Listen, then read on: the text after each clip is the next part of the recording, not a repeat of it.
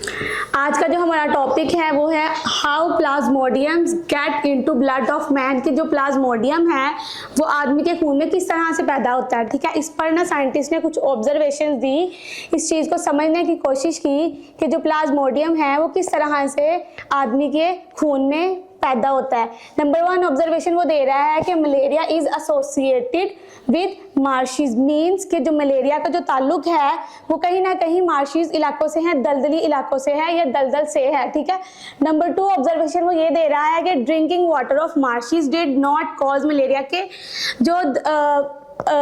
जो मार्शीज इलाका है या दलदल का जो पानी है वो पीने से मलेरिया नहीं होता। 2 ऑब्जर्वेशन उसने ये दी। उसके बाद उसने इस ऑब्जर्वेशन पे ना मज़ीद गौर करने की कोशिश की, जिससे उसको ये पता चला कि जो मार्शीज वाटर है उसके अंदर प्लाज्मोडियम मौजूद नहीं है। इसके बाद एक साइंटिस्ट ने इस पर मज़ीद स्टडी की, उन्होंने कुछ ऑब्जर्वेशन दी। उन्होंने इस चीज़ पर कि प्लाज्मोडियम कैसे पैदा होता है, ब्लड के अंदर होते हैं। नंबर 1 ऑब्जर्वेशन उसने ये दी है कि peoples who slept outdoor had more chances, कि जो लोग खुले सहन के नीचे ज़्यादा सोते हैं उनमें मलेरिया के ज़्यादा चांसेस होते हैं। किन के मुकाबले में? वो लोग जो घर के अंदर यानी कि बंद कमरे के अंदर सोते हैं। ठीक है, एक ऑब्जर्वेशन उसने ये दी।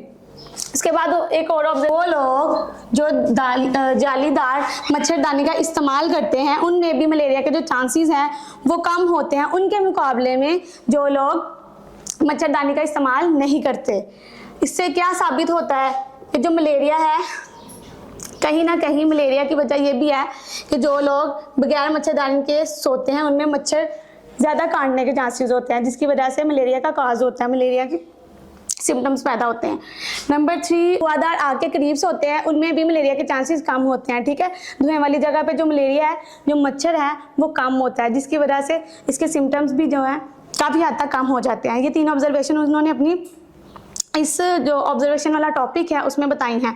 अब अगला उन्होंने क्या दिया, इन्हीं ऑब्जर्वेशन, ये जो 3 ऑब्जर्वेशन है इसी की बिना पर उन्होंने एक हाइपोथेसिस दी कि क्या वो दी, उन्होंने ये हाइपोथेसिस दी कि मॉस्किटोज ट्रांसमिट प्लाज्मोडियम, ये चीज़ दी है। उन्होंने जो 4 ऑब्जर्वेशंस मैंने पढ़ाई हैं आपको, उसी के बेस पर इन्होंने एक हाइपोथेसिस ये दी है कि mosquitoes transmit plasmodium and are involve in the spread of malaria, के मच्छर की वजह से प्लाज्मोडियम हमारी बॉडी में एंटर होता है, जिसकी वजह से जो माइक्रो ऑर्गेनिज्म है प्लाज्मोडियम हमारी बॉडी में एंटर होकर मलेरिया के कॉज को बढ़ाता है।